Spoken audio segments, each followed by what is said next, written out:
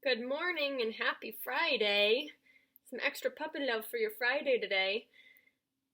I picked up a hitchhiker because someone, when I started reading, decided that he really needed to go potty. So, I don't know if he's going to be staying with us because he's a little squirrely, but we might try. Do you think we could try? And he's a little mouthy. So, I'm going to see if I can keep him here on my lap. I don't know. I'm all wet from the rain and letting him outside. But we'll see. If I have to run away and put him in the kitchen, please forgive me. He'll just be biting my hand here on my lap the whole time. Okay. So yesterday we left off with Ron asking Hermione if the Chamber of Secrets was really, truly real. I don't know, she said, frowning. Dumbledore couldn't cure Mrs. Norris, and that makes me think that whatever has attacked her might not be, well, human. As she spoke, they turned a corner and found themselves at the end of the very corridor where the attack had happened. They stopped and looked. The scene was just as it had been that night, except that there was no stiff cat hanging from the torch bracket, and an empty chair stood against the wall bearing the message, "The Chamber of Secrets has been opened." "That's where Filch has been keeping guard," Ron muttered. They looked at each other.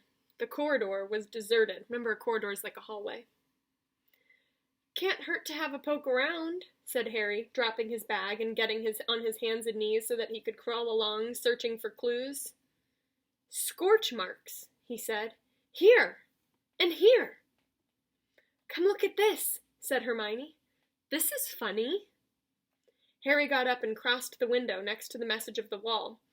Hermione was pointing at the topmost pane, where around 20 spiders were scuttling, apparently fighting to get through a small crack in the glass. A long silvery thread was dangling like a rope, as though they had all climbed in it in their hurry to get inside. "Have you ever seen spiders act like that?" said Hermione, wonderingly. "No," said Harry. "Have you, Ron?" "Ron?" He looked over his shoulder, and Ron was well back, and seemed to be fighting the impulse to run. "What's up?" said Harry.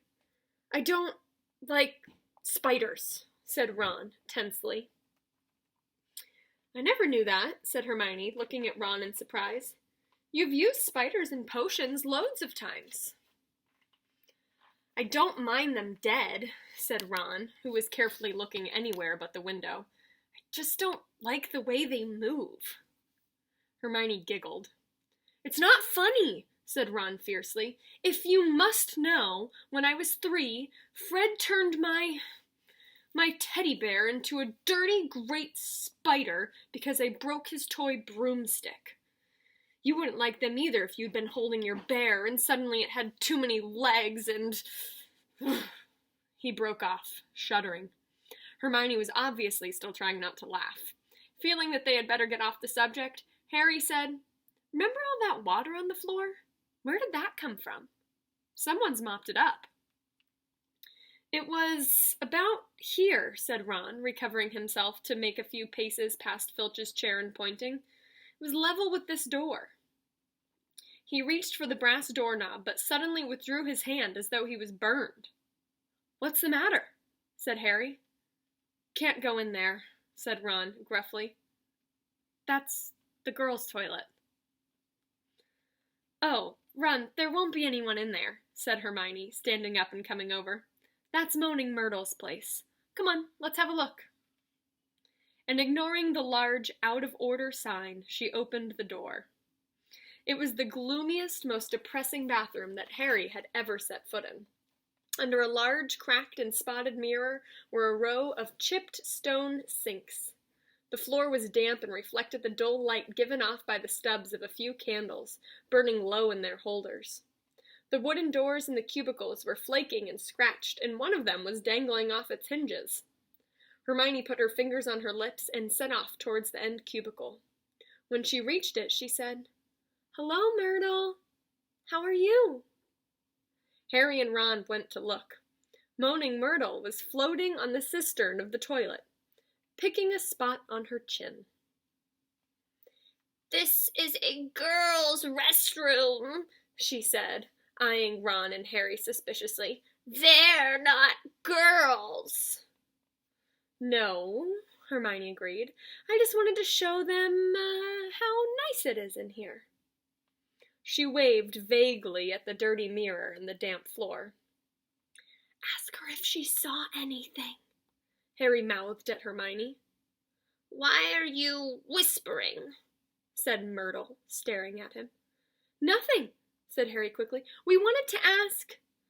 I wish people would stop talking behind my back, said Myrtle, in a voice choked with tears. I do have feelings, you know, even if I am dead. Myrtle, no. No one wants to upset you.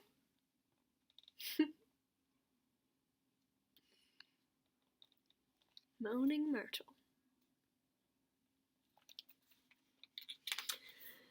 Myrtle, no. No one wants to upset you, said Hermione.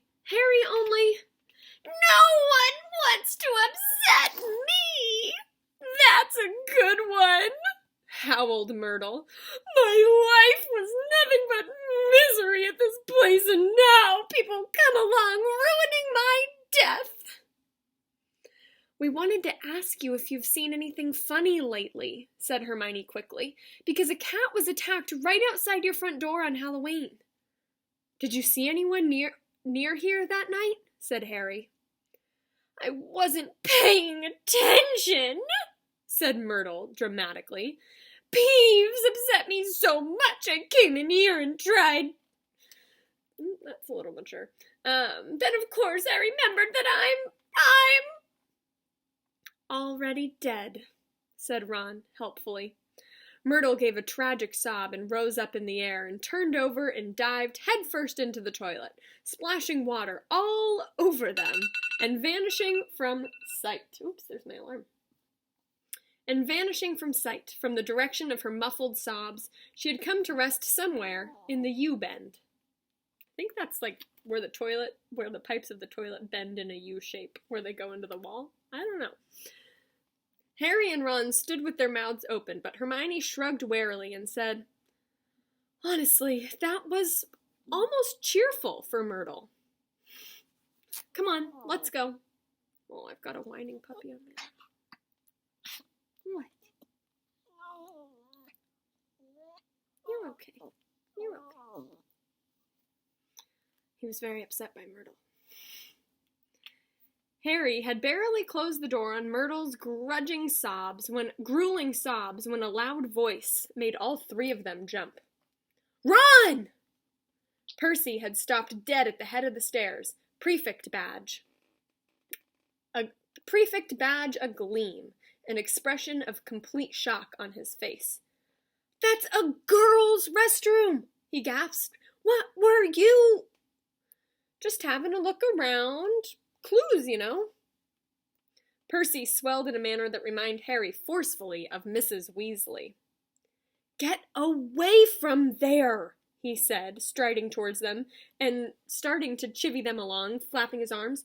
Don't you care what this looks like? Coming back here while everyone's at dinner? Why shouldn't we be here? Said Ron hotly, stopping and glaring at Percy. Listen, we never laid a finger on the cat. That's what I told Ginny, said Percy fiercely, but she still seems to think that you are going to be expelled. I've never seen her so upset, crying her eyes out. You might think of her, and all the first years who are thoroughly overexcited about this business. Probably not excited in a good way. You don't care about Ginny, said Ron, whose ears were reddening now. You're just worried that I'm going to mess up your chances of being head boy. 5 points from Gryffindor, Percy said tersely, fingering his prefect badge. And I hope it teaches you a lesson.